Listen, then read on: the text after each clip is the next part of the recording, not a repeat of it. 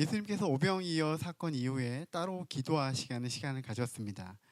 그때 옆에 있던 제자들에게 물어보십니다. 사람들은 나를 누구라고 하느냐?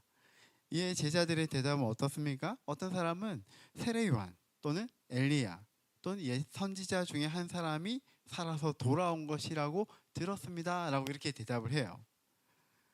이 내용은 이전에 있던 우리 내용을 보게 되면 헤롯이 예수님에 대해서 관했던 대하여서 들었던 소문과 비슷한 내용이었습니다. 이 소문들을 살펴보면 당시 사람들은 예수님이 특별한 능력을 가지고 있는 사람, 그 정도로 인식을 했다라는 거예요. 예수님의 질문이 여기에서 끝나지 않으셨습니다. 제자들에게 물어보시기를 너희는 나를 누구라고 생각하느냐? 이렇게 물어보세요. 자, 이때 베드로가 어떻게 고백합니까? 어떻게 나와 있죠? 네, 20절에 보게 되면 하나님의 그리스도 신이다 이렇게 대답을 하고 있습니다.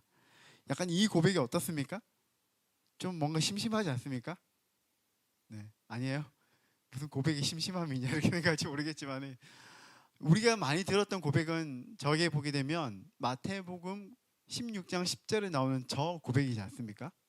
주는 그리스도시요 살아계신 하나님의 아들이시니다.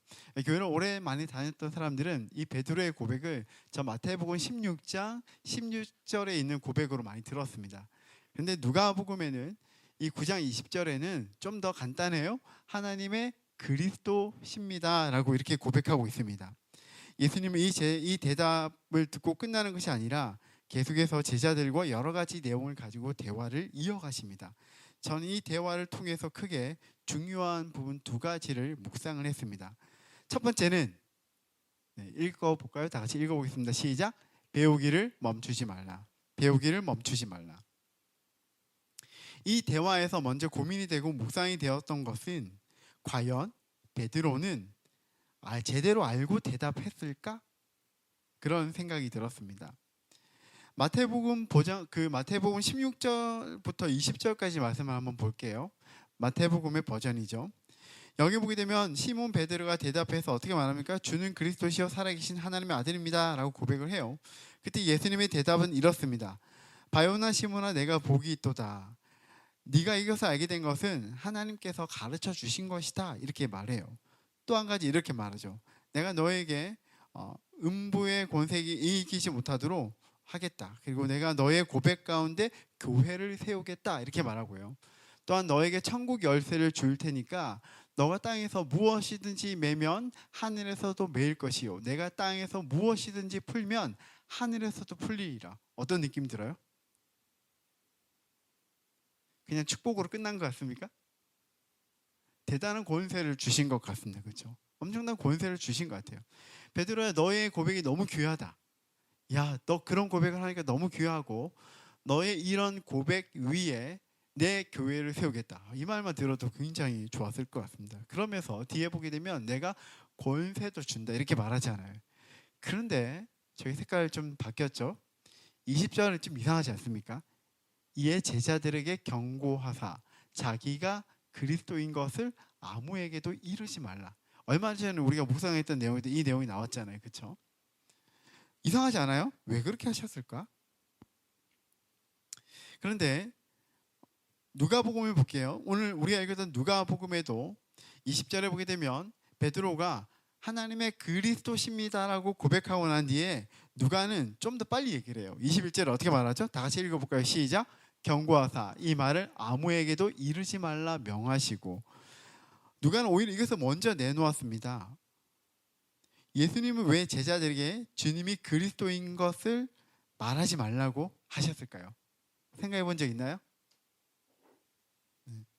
저도 생각을 안 해봤어요. 그래서 이번에 좀 묵상을 해봤거든요. 예수님에 대한 믿음의 고백 좀 더 알려져야 되지 않을까요? 야, 너희가 그런 고백을 하다니 너무 잘 됐다. 자, 빨리 가서 전도하면서 사람들에게 말해야지. 이렇게 말해야 될 것 같아요. 그런데 왜 말하지 말라고 하셨을까요? 예수님께서 하시는 이 말씀 가운데 계속되는 이 말씀을 읽다 보면 조금 그 이유를 좀 알 것 같았습니다. 22절과 23절 한번 보실까요? 다 같이 읽어보겠습니다. 시작. 이르시되 인자가 많은 고난을 받고 장로들과 대제사장들과 서기관들에게 버림받아 죽임을 당하고 제3일에 살아나야 하리라 하시고, 또 무리에게 이르시되 아무든지 나를 따라오려거든 자기를 부인하고 날마다 제 십자가를 지고 나를 따를 것이니라. 네, 이유가 뭘까요? 이 22절과 23절의 대화를 보게 되면 왜 그렇게 말씀하셨을까요?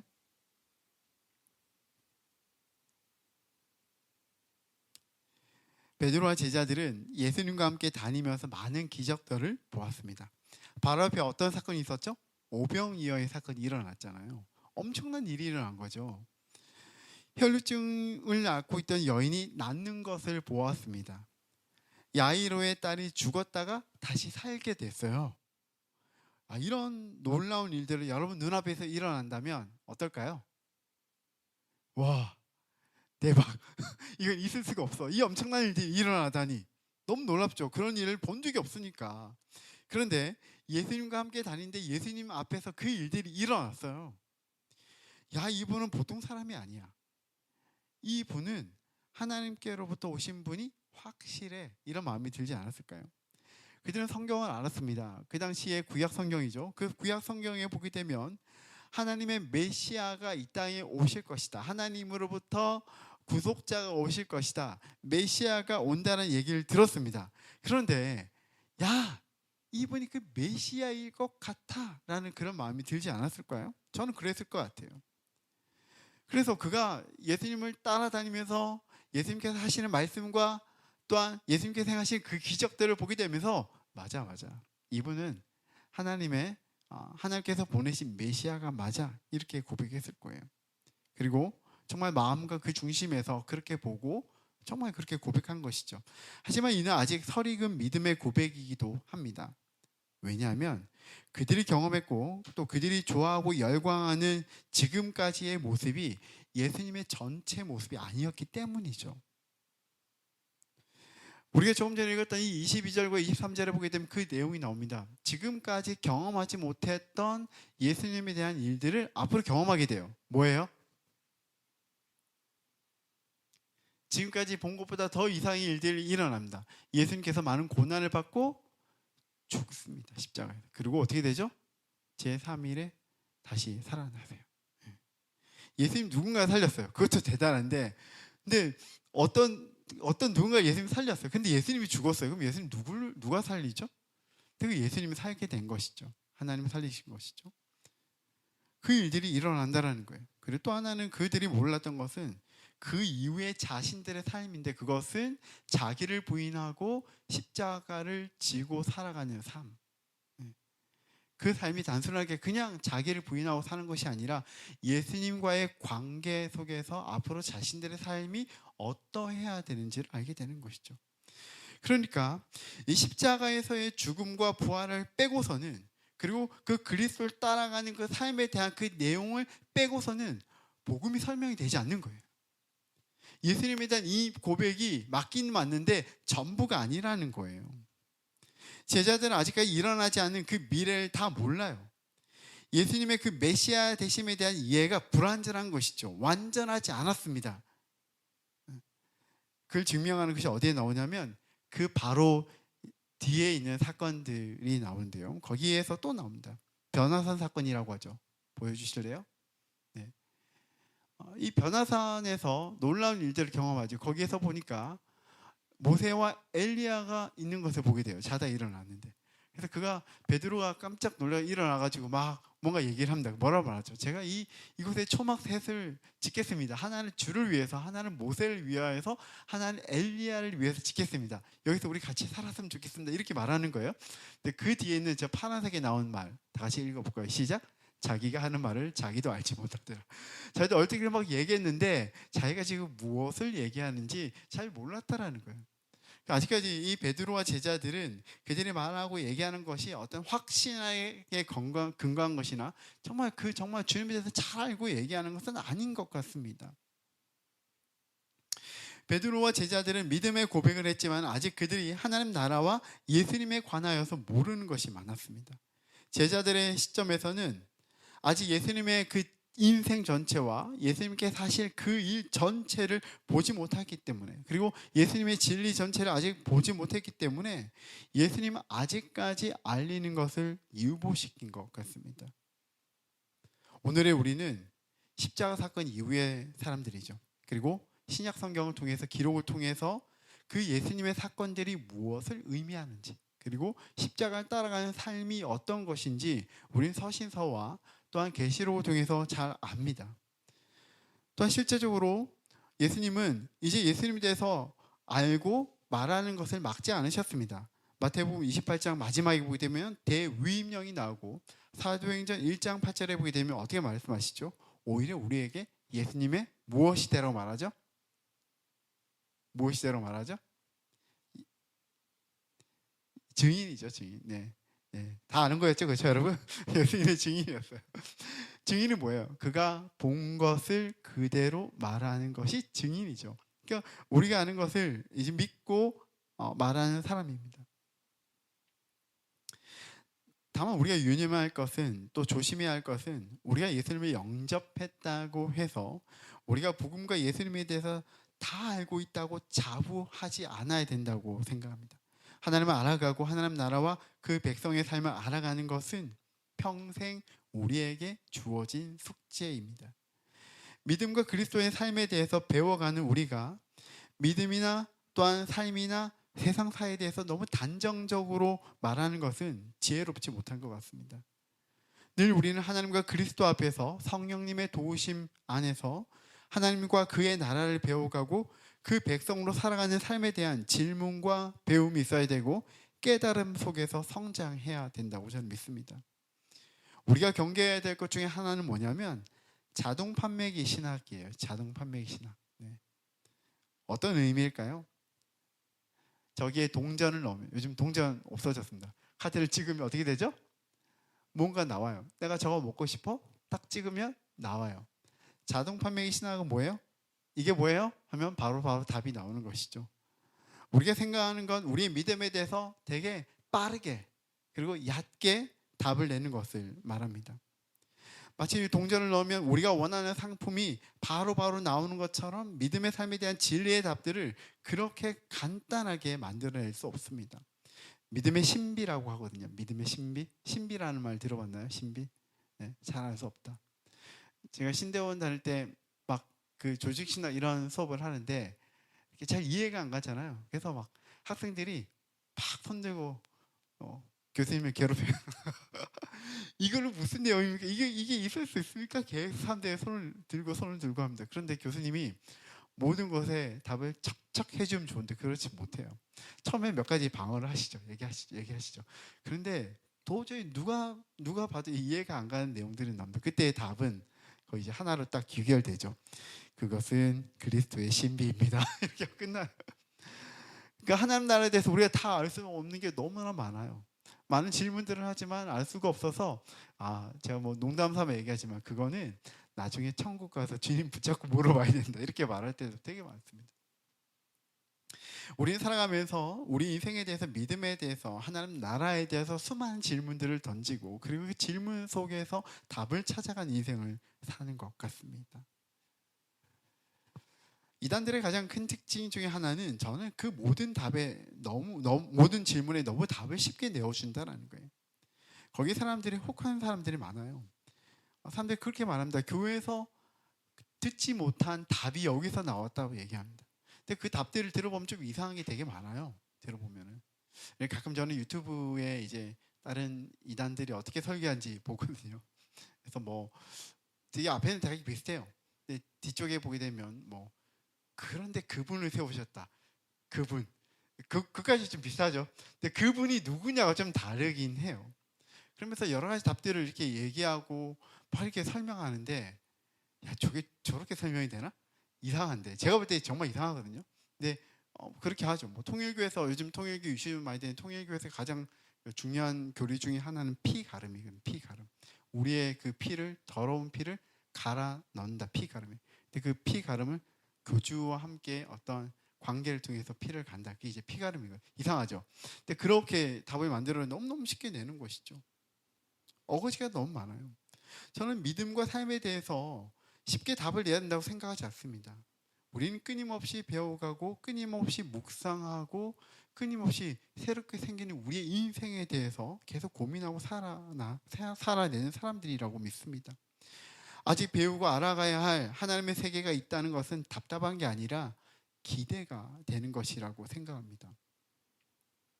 신앙생활을 오래 했다고 고백하는 사람들을 보게 되면 뭐가 문제인가? 기대가 없어요. 기대가. 네. 모태신앙이다. 네. 손들라고 안 했습니다, 여러분. 모태신앙이다. 그런 사람들 안에 뭐가 있냐면 기대가 없어요. 기대가. 막 얘기하면 네, 저 다 해봤어요. 다 해봤어요. 나이가 드시면 더 그러는 것 같아요. 기대가 없는 삶은 사실 죽어있는 믿음인 것이죠. 어두운 기조가 막 떠오르는 것이죠. 저는 여전히 모르는 영역을 탐구하고 또 모르는 것들에 대해서 알아가는 삶이 좋습니다. 교회를 세우면서 하는 모든 일 안에는 정말 내가 모르는 게 많았구나를 많이 깨달아요. 그거를 배워가면서 하는데 좀 힘들긴 하지만 나름 재미있어요. 그러니까 모르는 것을 우리가 배워간다는 건 쉽지 않지만은 우리에게 여러 가지 좀 기대하는 마음도 있고 도파민도 생기고 그렇다고 생각이 돼요.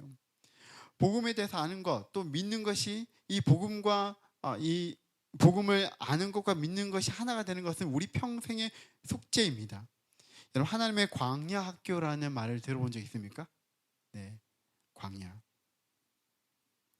성경에서 광야하면 떠오르는 것이 무엇입니까? 이스라엘 백성들이 하나님의 약속하신 땅으로 가는 그 광야 생활 굉장히 오래 했지 않습니까? 그런데 이 광야의 삶이 참 쉽지 않았습니다. 이 광야에서 수많은 경험을 하게 되죠. 고통도 되었고 한없이 기다려야 됐고 또 많은 힘듦이 있었습니다. 거칠었어요. 이 광야에서 거침 가운데 또 여러 공격 가운데 힘든 시간을 가졌습니다. 그런데 이 하나님의 백성들 가운데는 어떤 사람들은 이 광야에 지내면서 굉장히 힘들고 어렵고 고생만 했다. 그러면서 하나님을 비판하고 손가락질하는 그런 사람도 있었죠. 그런데 어떤 사람들은 이 광야의 시간을 지내면서 더 하나님 앞에 겸허하게 나아가고 믿음을 바로하고 그리고 하나님을 바라보는 시각을 새롭게 만들게 되어지고 하나님을 의지하게 되어지고 하나님을 바랄 때에 그때마다 인도하시고 또한 많은 것들을 공급하신 하나님을 경험하면서 하나님의 사람으로 세워졌던 사람들이 많습니다. 그런 사람들이 결국은 하나님의 약속하신 땅으로 들어간 것이죠.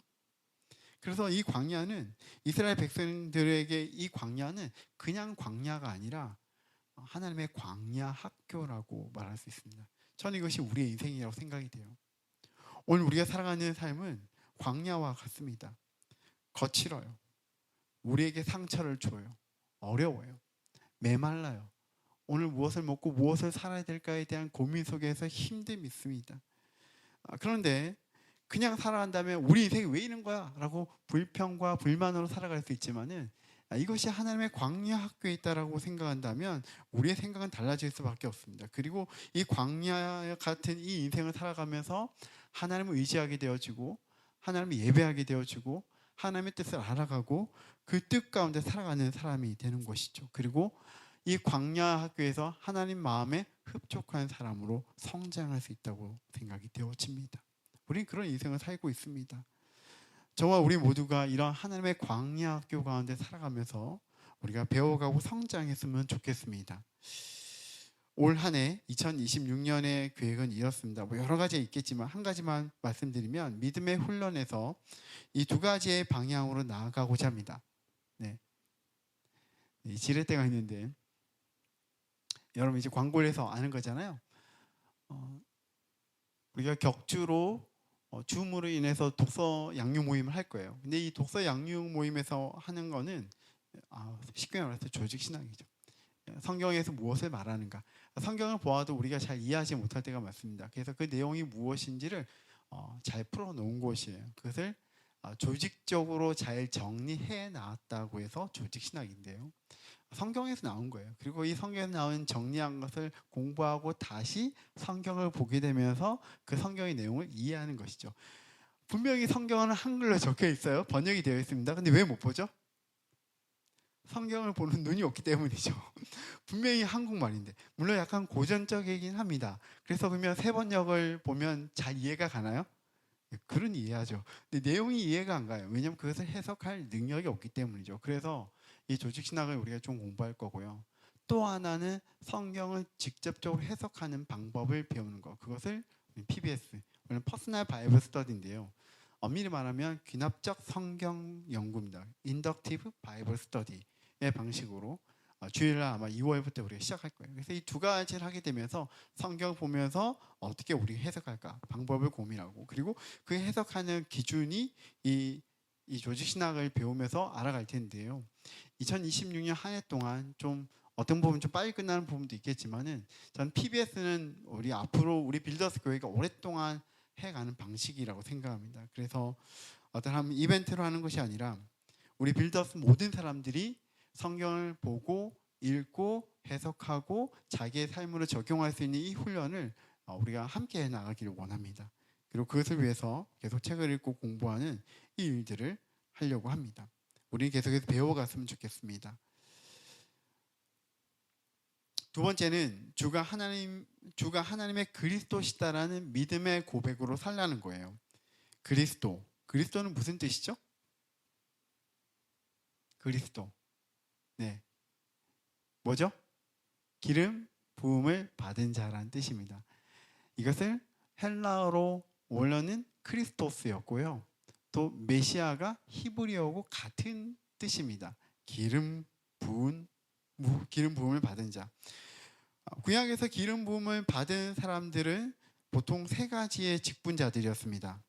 어떤 직분이었죠? 세 가지. 다 아는 거 아니었어요, 여러분? 제사장 나왔고, 또 왕 나왔고, 또 제사장, 왕 하나 더 있잖아요.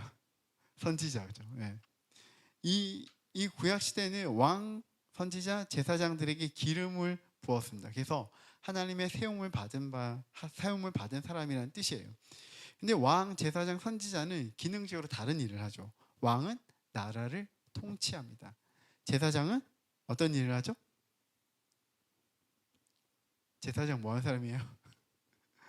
뭐 예배 인도이긴 한데 좀 더 은밀히 말하면 무엇을 하는 사람들입니까? 사람들의 죄의 문제를 해결하는 사람이죠. 사람들의 죄의 문제를 해결하는 것입니다. 그래서 예수님께서 우리의 죄를 사셨다는 할 때에 예수님을 어떤 역할로 말하죠? 대제사장이라고 하죠. 그러니까 그 말은 뭐냐면 예수님께서 우리의 죄의 문제를 해결하신 분이다라는 뜻입니다. 선지자는 뭐 하는 사람이죠? 뭐냐? 네?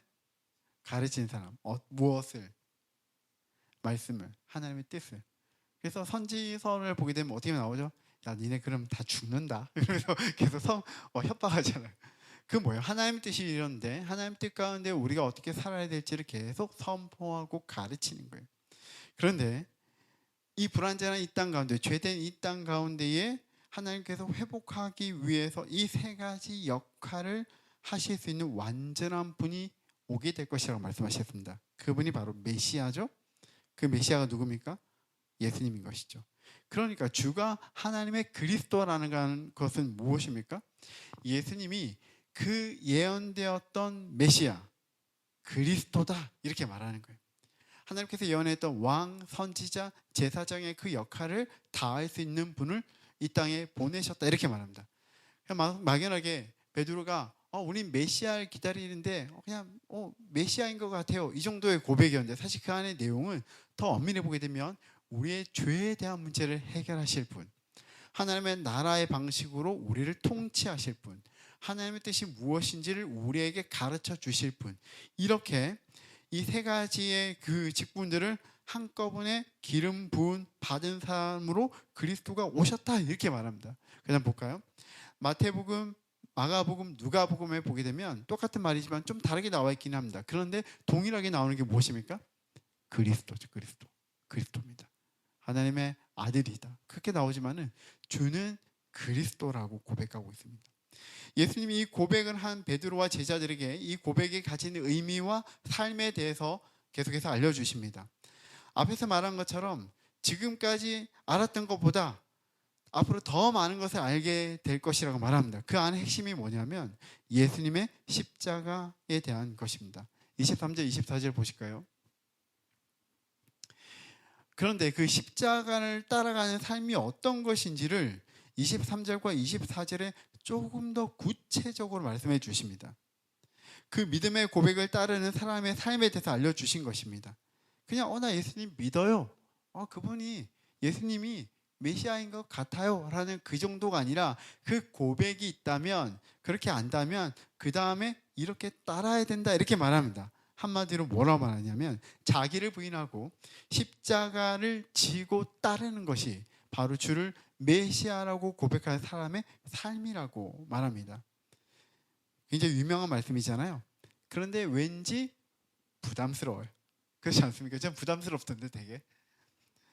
살펴보겠습니다. 첫 번째는 자기를 부인하다. 자기를 부인하다. 이게 무엇인가요? 많은 사람들이 이 말씀을 이렇게 오해합니다. 나는 없어져야 하고 내 욕망은 다 틀렸고 힘들어도 참아야 하는 삶. 되게 힘들다, 그렇죠? 하지만 예수님 말씀하신 자기 부인은 자기 자신을 없애라가 아니라 자기 자신이 주인이 되려는 그 자리를 내려놓는 것이라는 뜻입니다. 자기를 부인한다는 것은 내가 옳다고 느끼는 방식, 지금 당장 편한 선택, 손해보지 않으려는 본능을 예수님의 판단 위에 내려놓는 것입니다. 그 다음에 이제 이 얘기를 하려고 했습니다. 좀 빨리 나왔는데, 그러므로 자기를 부인한다는 것은 나를 지우는 것이 아니라 예수님께 내 삶의 문제들의 무엇을? 결정권을 드리는 것이다. 그것이 자기를 부인하는 것이다. 두 번째는 제 십자가를 지고 주님을 따른다.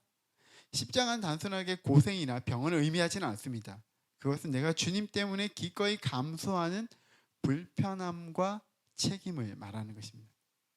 십자가는 나에게 허락된 사명의 무게라고 말할 수 있습니다. 살아가면서, 직장에서, 학교에서 그 사람만 아니면, 그 일만 아니면 살만 할 텐데 라는 생각이 들게 하는 그런 사람이 있어요. 그렇죠?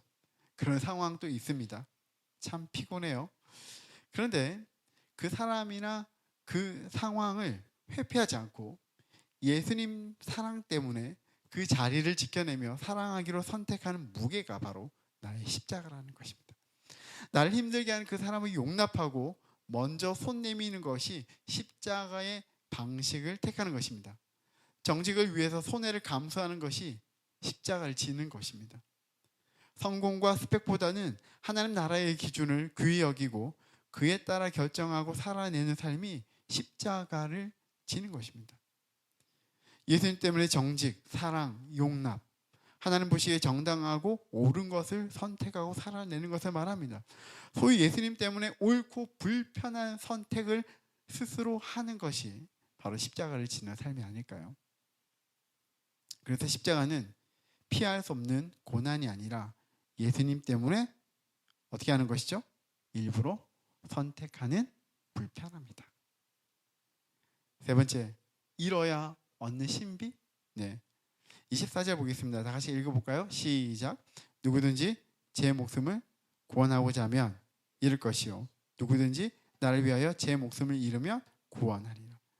목숨을 잃으면 구원하리라. 이 말씀은 좀 이해가 안 갑니다. 그리고 이 말씀은 세상의 효율성과는 정반대가 되는 말이에요. 사회는 어떻게 말합니까? 내가 더 많이 가져야 행복하다. 우리에게 그렇게 말하죠. 복음은 우리에게 어떻게 말합니까? 너가 비워진 만큼 손해봤다가 아니라 무엇으로? 하나님의 것으로 채워진다고 말합니다. 내가 버리는 것이 희생이 아니라 그만큼 하나님의 부유한 것들로 채워진다고 그렇게 말하는 것이죠. 좀 이상한 법칙 같죠? 여러분 이런 법칙을 경험해 봤습니까? 경험하고 있습니까? 저는 이것이 십자가를 따라가는 그 삶의 법칙이고 신비라는 생각이 들었습니다. 매력적이라고 생각합니다. 나의 시간, 에너지, 물질을 나만을 위해서 쓸 때는 늘 부족하다고 생각이 돼요. 그런데 그것을 주님과 이웃을 위해 흘려보낼 때 우리의 그 영혼의 깊은 만족과 생명력을 경험하게 됩니다. 왜 선물 주면 어떻습니까? 돈이 아까워요? 처음에 그런 마음이 들 수 있죠. 돈이 아까운데 그 사람이 받고 좋아하면 어떤 마음이 들죠? 싫어요?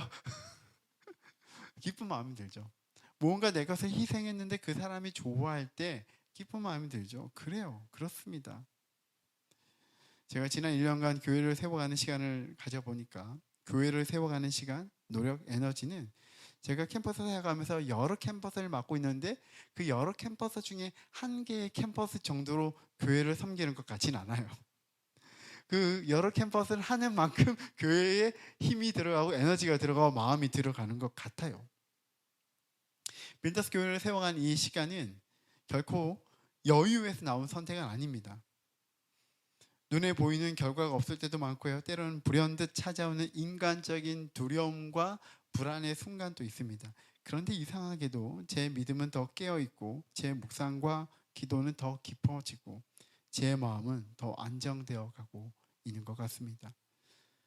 저는 여러분들이 그리스도의 제자로 살아가면서 이런 역설적인 행복과 신비를 경험하기를 도전합니다.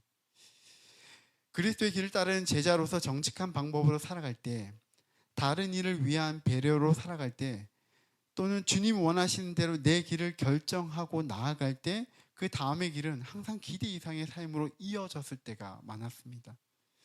제가 지금까지 살아오고 사역을 하면서 제가 미국으로 건너갔을 때, 그 미국에서 버지니아에서 공부하다가 뉴욕으로 사역하면서 넘어갔는데, 그때 한국에 왔을 때 CMF에서 사역할 때 교회를 세울 때 이 모든 과정은 저희 인생에서 가장 큰 방향의 전환이었거든요. 쉽지 않았습니다. 그 과정에서 여러 일들이 되게 많았습니다. 이 시간 다 설명하기는 어렵겠지만, 근데 그 과정 가운데 법칙이 하나 있었는데 그것은 뭐냐면 정직하고 편법이 아닌 방식, 그리고 어디를 결정하든 주님께서 원하시는 방법대로 하는 것이었습니다. 하나님께서 부르시면은 내 욕심이 가는 곳을 기다렸다가, 아니면 내가 뭔가를 선택했다가 내 욕심이 가면 이것을 놓고 그걸 선택하는 것이 아니라 주님께서 가장 먼저 부르신 곳에 내가 가는 거예요. 내가 이것을 그만두고 옮기게 될 때 나에게 손해가 될 수 있지만은 다른 누군가에 대한 배려 때문에 그렇게 했다면, 그렇게 내가 또 옮기는 그 과정에 어려움이 있었는데 그럼에도 불구하고 주님의 선한 인도하심을 구하고 나아갔을 때 그 마지막은 오히려 복되고 좋은 길들이 많았던 것 같습니다. 당장의 유익을 우선적으로 결정하지 않으려고 했습니다. 그리고 그런 길을 결정하고 나갈 때 그것이 소명의 길이라고 생각했었습니다. 그런 결정에는 후회가 없었고요. 물론 고민이 많이 되고 어려운 부분도 있었지만은, 그러나 주님을 신뢰하고 나아갔을 때 그런 결정, 그런 십자가의 방식으로 살아갈 때 그 길에서 기대 이상의 주님의 은혜와 돌보심을 경험했습니다. 전 지금 교회를 세워가고 사역한 이 시간에도 지난 2025년을 돌아볼 때 생각지 못한 은혜가 저와 우리 교회에게 있다는 것을 많이 보고 있어요. 우리가 주님의 방식으로 살아가고 십자가의 길을 걸어가며 뭔가 희생하는 것 같고 어려운 것 같은데 아니에요. 오히려 그렇게 주님을 따라가고 주님의 방식으로 살아갈 때에 그 가운데서 오히려 우리는 더 많은 하나님의 은혜를 경험할 수 있습니다. 왜냐하면 우리 주님은 우리에게 십자가의 아픔을 경험하고 살게 하기 위해서 십자가의 길을 가라고 말씀하지 않으세요. 그런 십자가의 길을 통해서 우리가 하나님의 백성이 되는 것을 원하시는 것이죠. 그리고 우리가 그 길을 통해서 하나님 백성답게 살아가도록 하는 것이 주님의 목적입니다. 그러니까 그렇게 우리가 주님의 길, 십자가의 길을 걸어갈 때 우리를 버려두지 않으십니다. 예수님 제자들에게 십자가의 길을 요구하시고 난 후에 그들을 고아와 같이 버려두지 않으셨습니다. 성령님을 통해서 인도하셨고 그들이 참 생명을, 하나님 나라의 백성이 되는 엄청난 부요함을 경험하도록 허락하신 것이죠. 우리 주님은 십자가를 통해서 우리에게 생명을 주시는 분이십니다. 우리 주님은 십자가를 통해서 거룩으로 우리를 인도하시는 분이십니다. 우리 주님은 우리를 선하게 인도하시는 신실하신 분이십니다. 사랑하는 빌더스 여러분, 예수님은 우리에게 십자가를 요구하시지만 그 십자가 위에 우리를 홀로 두지 않으신다고 믿습니다. 제자들은 몰랐습니다. 그런데 우리는 알고 있습니다. 그 제자들의 그 주님을 따라가는 그 길 끝에는, 십자가의 그 길의 끝에는 부활이 있었고 성령님이 계셨고 하나님 나라에 생명이 있다는 것을 우리는 알아요. 그래서 제자의 길은 고통의 길이 아니라 신뢰의 길이고 생명의 길입니다. 올 한 해 우리가 살아가면서 우리가 다 아는 것처럼 그렇게 사는 것이 아니라 끝까지 배워가는 제자로 살았으면 좋겠고, 그리고 주님의 그 길을 신뢰함으로 따라갈 수 있는 믿음의 길을 따라가는 우리 모든 사람들이 되기를 축복합니다.